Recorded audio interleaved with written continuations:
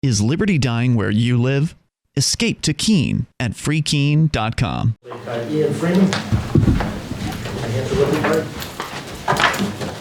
Hi, I'm Ian Freeman. I'm one of the co-chairs of the New Hampshire Liberty Party. I just wanted to share a bit of my experience at dealing with the federal government, especially at the border. They tell you that you have to have a passport to get back into the United States. That's the official policy, supposedly, of the federal government. Of course, we all know the federal government, they have no problem lying to you. And in this case, they are Point of telling order, Mr. Chairman. You know, we've heard this long enough. You know, I think, sir, I think you need to keep your comments. Yes, I'm sorry. We really are talking about what the context of 1616. Sure, this is leading right into that. My point was that the claim is we need these cards, this new federal identification, the real ID, which of course New Hampshire rejected about a decade ago, if I'm recalling correctly. I think it was in 2005 when that first was rejected. And the federal government has ever since then been extending these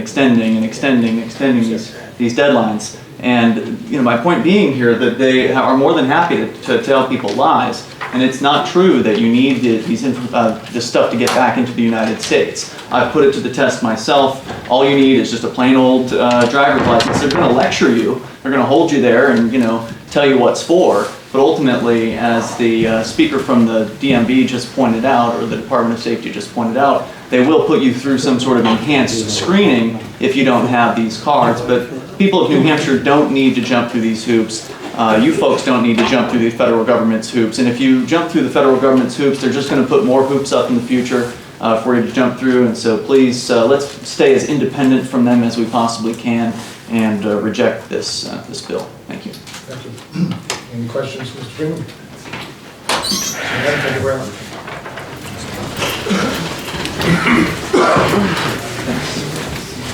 Good afternoon, Ian Freeman. I'm one of the co-chairs of the New Hampshire Liberty Party, and I support any kind of reduction in penalties, legalization, decriminalization, whatever we can do to get the people of New Hampshire out of the court system who have not actually hurt anybody else. I don't know about the rest of you. I've spent a lot of time in the district courts here in the state. I'm an observer of those courts, and I see a lot of people going into these courts that they're there for a bud of marijuana, they're there for a bag of marijuana, and they get sentenced to hundreds of dollars in fines. And of course, many of these people are the people who are the very least able to pay for those fines. So this bill would get a lot of those people out of that court system, would free up police resources to actually investigate crimes that have a victim. I'm not really sure what to call this bill. It says it legalizes the possession and cultivation of marijuana, but it also sort of decriminalizes it at the same time and kind of ends prohibition. To me, the ideal would be to end prohibition on marijuana, to where we just take it out of the criminal code and then it's treated like tomatoes. You can have, nobody's gonna bust into your house for a tomato plant, and the same thing should be the case for cannabis. So if anything, the bill doesn't go far enough. You should be able to have as much of this plant as you want and grow as many of them as you want, because ultimately it is just a plant when all is said and done. And the fact that anyone has to spend any time in court or in a jail cell because of this, and I have been in jail, I didn't hurt anybody, but I was in with a guy who was in there for possession of cannabis. And the police will say, well, you don't go to jail for possession of cannabis. Maybe you don't the first time. He was in for his third possession of cannabis. And people just shouldn't have to deal with it. They really shouldn't. So I've got a lot of experience in the world of the underground, the black market. Happy to answer any questions. I fully support this bill, and I appreciate you listening, as always. Just one small. Thank you, Mr. Chairman. What would happen to the black market if this passed?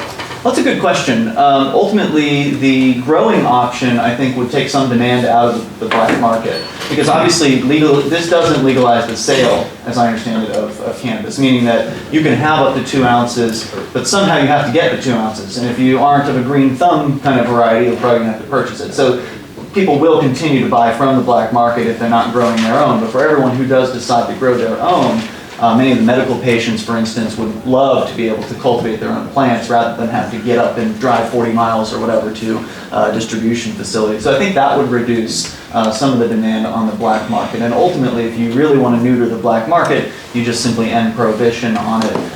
If I may make one brief comment, I wasn't here earlier for Mr. Hirsch's bill. I was looking at that with a tax of $570 per ounce. 550, that's a misprint. Okay, thank goodness. I'm like, whoa. Yeah. That's way more than what the black market even charges per ounce of marijuana. So yeah, keep the taxes real low, and then that'll also hurt the black market as well. All right, thank you. I see no further questions. Thank you very much. I have no more pink cards. Anyone else? Good afternoon. I'm Ian Freeman, one of the co-chairs of the New Hampshire Liberty Party. Fully support this constitutional amendment proposal to be put forward to the voters. Let the voters make the decision on this. But ultimately, the current situation that we have affects the people of New Hampshire in a really negative manner. I don't know how many of you are aware, but the habitual offender status is incredibly deleterious to someone's lifestyle. I was in jail for an episode of civil disobedience in Keene, and while I was in there, I met a man who was there for 1 year sentence. It was a minimum 1 year sentence. And his crime was driving to work. He wasn't drunk. He wasn't driving dangerously. He was driving to work while owing the state of New Hampshire something like a $50 penalty from some ticket that he received back in the 1990s, which he never paid off, which ultimately resulted in him getting a habitual offender status and having to go to jail for an entire year. So rather than being able to drive to Bickford's restaurant where he was a manager to earn a paycheck to feed his family, he had to sit in a jail cell for an entire year. Another person that I know has just been sentenced to a minimum of 2 years in the prison here in New Hampshire for the same crime of habitual offender status. Once again, not drunk, not driving dangerously, just didn't have his paperwork in order with the state. And I think that's really tragic. I don't know what the numbers of people are that the jails and prisons in this state have for habitual offender, but given my own personal experience, I suspect that this affects a lot of people. And just as an aside, when I was in that jail, I met 2 other people who were in there for driving, but they were driving drunk.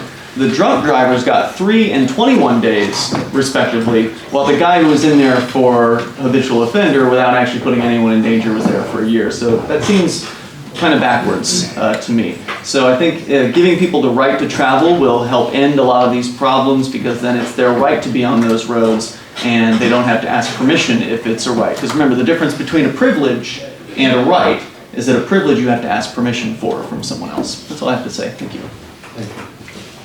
Representative Susan. The first two, well, thank you. Take the question. The first question I have is, those 2 people that you spoke of early, seeing as driving in the state of New Hampshire is a privilege, were they not supposed to be driving on the roads at that time? Was their license suspended for some reason and they were driving, and that's why they ended up in jail? Yes, the gentleman was driving to work, as I was discussing, and he had a suspended license due to an unpaid fine from the past, which was his habitual offender, resulted in a habitual offender status for him. Thank you. And I think it's tragic. I don't think someone should go to jail or prison without having actually hurt another human being. Further questions from the committee? All right, thank you. Thanks. Okay, Ian, you are... I'm Ian Freeman. Good afternoon. I am one of the co-chairs of the New Hampshire Liberty Party.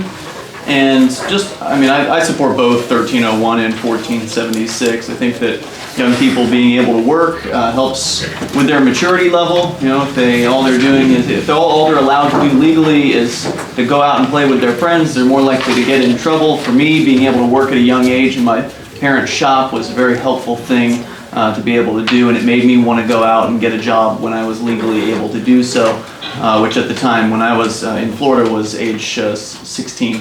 So to allow younger people to be able to work, I think is a good thing, and further to allow them to be able to work without having to ask some government bureaucrats permission to do so, I think is also a very good thing. Putting that decision in the hands of the parents seems like an obvious choice for the live for your die state. So I fully support this, and it's shocking to me that someone who's homeschooled would have to go and ask a government bureaucrats permission to allow their kids to work. So, if the employer agrees, if the young person agrees, if the parents agree, no one else should have any kind of say over that relationship. Thank you. Any questions? We're all put together. Right, they want to pray. Thank you very much. Yep. Freeman. We'd like to invite you to visit freekeene.com. Freekeene.com features audio, video, and blogs chronicling the transition to a voluntary society. Freekeene.com also has comments and discussion forums so you can be heard. Freekeene.com. I should be in Keene, New Hampshire with the Free Staters.